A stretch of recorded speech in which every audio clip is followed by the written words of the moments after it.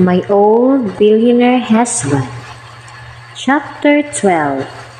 Zach's Surprise Valentine's Party. I'm so bored. Hindi ako makalabas. They are guarding me 24/7 at mas lalo lang nadagdagan ang mga bodyguards sa loob at labas. OA na talaga si Dad. Nag-text pa naman si Ron na may date kami. Kagigil talaga. Wala naman magawa si Zach. Hindi naman niya pwedeng kontrahin ang tigre kong daddy. It's Valentine's Day and I'm excited to date with my baby Ron. Very then excited ako kung ano ang surprise gift niya para sa akin. Nag-text na ako na baka hindi ako makakapunta. Pero wala namang reply. Nasaan kaya si baby Ron? Malungkot ako ngayon. Ano ba namang buhay ito? Nang biglang may kumatok. Tamad ako magbukas ng pinto. Ayokong tumayo. Bahala kayo dyan. Girl, bingi-bingihan lang ba tayo dyan? Sigaw ni Debbie habang kumakatok. Buksan mo na, Alexis, at magchika na tayo. Baltaan mo kami tungkol sa honeymoon mo. Sigaw ni Lara. Isa pang lokaret. Girl, nilalamok na kami dito sa labas. Pa-OA na sagot ni Joanna. Aba, kompleto ang tatlo. Anong meron at napasugod talaga ang mga lokaret dito? Binuksan ko ang pinto at agad silang pumasok. May dala silang box? Ano yan? Hindi naman yan cake? Tanong ko. Kasi sobrang laki ng box at dalawa pa. Si Joanna naman ay may dalang makeup kit. Anong plano ng mga ito? Surprise ka, girl. I'm sure malalaglag na iyang panty mo for real. Nakangising sabi ni Debbie at binuksan ang box. At ang laman nito ay isang emerald gown. Ang ganda. Pero para saan naman yan? May party ba? Nagtataka kong tanong. Yes! At sabay pa ang tatlong sumagot. I can smell something fishy. Saan? Hindi naman ako pwedeng lumabas. Ako ba ay pinagloloko ninyo? Tanong ko. Surprise na, girl. And look at this. Binuksan ni Lara ang box na dala niya at isang napakagandang emerald sandal na bagay sa emerald dress ko ang naroon. Teka, para sa akin ba yan? Nagtataka kong tanong. Yes, girl. Kaya sit down, relax, and leave it all to us while I do your makeup. Nakangiting sabi ni Joanna. Si Joanna ay magaling sa makeup, but I'm already beautiful na. Kaya konti na lang ang i-retouch niya sa maganda kong mukha. Buhatin ang sariling bangko. Baka masyadong mabigat ang bangko mo, girl, sa sobrang yabang mo. Shut up, brain. Napabuntong hininga na lang ako at napatingin sa aking cellphone. Hindi pa rin nag-text si Baby Ron. Hinayaan ko na lang sila na ayusin ako. At parang magic lang na makita ko sa salamin ang aking mukha. Alam kong maganda na ako talaga pero mas grabe ang pag-glow up ko sa makeover ng mga lokarit na ito. Ang ganda ko lang. Bet na bet ko pa ang backless emerald dress na may slip pa sa gilid na napalutang sa napakaputi kong legs. Pero saan nga kami pupunta? Ayaw naman magsalita ng mga ito. Pa-suspense ang mga marites. Wala bang aanin sa inyo? May special occasion ba o ano? May pa-surprise pa kayong nalalaman Nagdududa kong tanong. Nakipag eyes to eyes talaga ako sa tatlo. Pero ayaw talaga. Nakaglue na ata ang mga bibig nito. Konting hintay na lang, besh. Malalaman mo rin. Hihihi. Si Debbie na nakangisi lang. Habang ikaw ay naghihintay, babalikan ka namin, girl. Magbibihis din kami, si Lara. Iiwan niyo ako dito? Nagtataka kong tanong.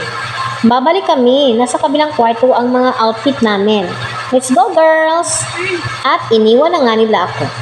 Tumayo ako at balak habulin sila pero nakalock ang pinto. Anong kalokohan bang iniisip ng tatlo?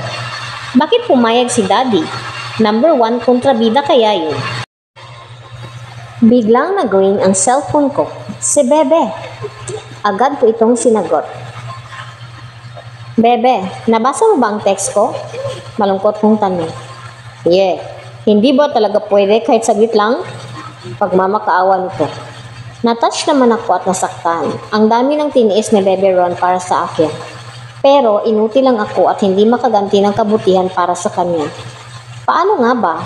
Bantay sarado tayo at nakialam pa talaga si Daddy. Okay na sana kami ni Zack eh. I'm sorry, Bebe.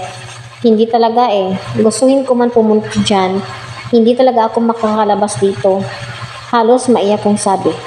Napabuntong hininga si Ron. Dahil ito sa matandang Zack na yon, sigaw nito. Kung minsan naman, ay hindi ko maintindihan si Bebe. Bakit niya palaging sinisisi si Zack? Si Daddy ang kontrabida this time. Bebe, walang kinalaman si Zack dito. Si Daddy ang kontrabida sa buhay natin ngayon. Paliwanag ko. Pero biglang nagalit si Ron. Don't defend that old bastard. Bakit bang bait mo na sa kanya ngayon? Nagdududang tanong nito. Ano nangyayari? He is doubting my feelings to him? Medyo nasaktan ako doon Bebe, nagsasabi na ako ng totoo. Wala naman. Tutol si Zack sa relationship natin. Si Daddy ang ayaw. Bakit wala kang tiwala sa feelings ko? Umiiyak kong tanong. Naku, parang si ma'am na tayo nito sa pagka-emosyonal. Please don't cry. I'm sorry, Bebe. Basta, I will text the restaurant and its address. Maghihintay pa rin ako sa iyo. May finality na sa boses ni Bebe. Pero paano ba kung makakapunta sa kanya? Ay, napabuntong hinanga na lang ako. Nang biglang may kumatok sa pintuan. Gagi din ang kumakatok Nilak nila ako dito tapos ngayon kakatok. Bahala kayo dyan. Iba din ang trip nitong mga ito. Hindi ko pinansin ang mga katok at sa wakas ay binuksan na rin ang pintuan. And guess who it is? Buti sana si Bebe Ron Ang masungit kong daddy pala. Naka-formal attire pa. Saan kaya ito rarampa? Galit pa rin ako kay Daddy. What took you so long to open the door? Tanong nito. English ka pa, Daddy. You lock the door, so you open it. Nakairap kong sagot. Napailing na lang ito. Let's go down. I will escort you. At ibinigay na nito ang kanyang mga braso. Ayaw ko sana tanggapin pero baka maging tigre ito. At lumabas na kami ng kwarto. At nashock ako sa aking nakita. Ang daming flowers from here. Upstairs to downstairs. Red flowers lahat. At favorite ko ang red roses. Dahan-dahan kaming bumaba ni Daddy. In fairness, pangrampa ang stairs na ito ni Zack. Mala-palasyo pang lawak. Ang mga lukarit kong friends ay nasa baba, naghihintay lang at ang ganda ng mga outfit nila. May ibang mga tao na hindi ko kilala but I'm sure they are Zack's employee. Buti na lang walang media at mga cameramen. Pero girl, bet ko rin may mga paparazzi para ma-expose ang ating beauty. Malapit na kaming makababa ni Dad at hinahanap ng mga mata ko kung nasaan si Zack pangit. When finally we are downstairs, biglang nag-dim ang light. And there he is, ang gray eyes na si pangit. Napakagwapo lang niya sa suot na tuxedo. Bawat hakbang ni Zack palapit sa akin ay sinusundan siya ng ilaw. At himala, wala siyang maskara today kaya kita ang kanyang kagwapuhan. At ang mga lukarit kong friends ay tulo laway habang pinagmamastan si Zack. Pero ako, epek, mas gwapo pa rin si Bebe ko. Naku, nakakahiya itong mga friends ko Si Lara halos mapasukan na ng langaw sa laki ng buka ng bibig. Si Debbie ay pasimple nagpahid ng kanyang laway sa gilid. Yaks! At si Joanna, ewan kung ano ang trip nito. Parang namanyak lang while biting her lips. Habang nakatitig kay Zack na halos subaran niya na. Kung wala lang si Daddy sa gilid ko ay sinigawan ko na ang mga lukarit na to. Nakalapit na si Zack sa akin. Happy Valentine's, baby. Flowers for you. Nakangiti niyang batik. Tinanggap ko ang bouquet of red roses. Napakabango at fresh pa nito. Thank you. Nakangiti kong sagot. May I have this dance to the beautiful girl in the world? Nakayuko pa si Zack, tanda ng paggalang. At At ang tatlong lukaret ay halos himatayin na sa kilig, habang ako ay hindi kinikilig. Naaalala si Bebe na naghihintay sa akin. Sure, matipid kong sagot at dinalan ako ni Zack sa gitna. Kami ay nagsayaw habang may live band na kumakanta ng Valentine. Ang romantic lang ang ambience. Wondering kung anong nakain ni Zack at may paganito pa talaga. Zack, ano ba ang nakain mo ha? At may paparty ka pa ng bongga? Mahina kong tanong. Baby, I wanted to show your father that we are in love. Para makalimutan na niya ang tungkol sa inyo ni Ron. But I don't know if this will be effective. Let's see. Paliwanag naman ito. Medyo na-touch ako sa ginawa niya. Gusto ko tuloy gawing friend si Zack. Zack, pwede ba kita maging friend? Mabait kong tanong. At tumawa lang ito ng mahina. You're funny. I am your husband, baby. But I'm sorry to tell you this. That you cannot be my lover. Seryosong sabi nito. Okay na sana eh. Nag-feeling pa si pangit. Are you kidding me? Okay na sana, Zack eh. Feeling gwapo mo lang. I told you. I love my bebe. Gusto ko lang ng pure friendship.